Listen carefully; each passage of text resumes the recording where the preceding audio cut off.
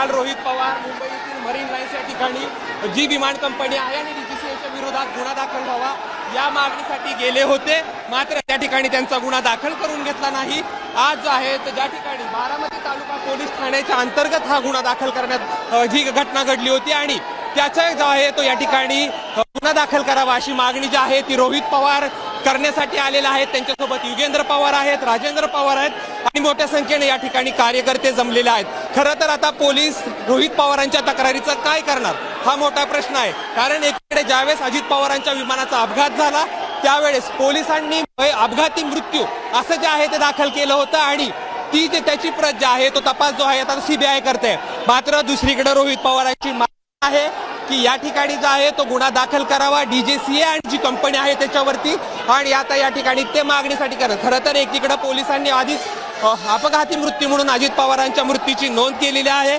त्याचा तपास CBI कडे वर्ग देखील करण्यात आलेला आहे आणि आता रोहित पवारांची मागणी आहे की कंपनीसह DGCA वरती जो आहे तो गुन्हा दाखल करावा। आता खरंच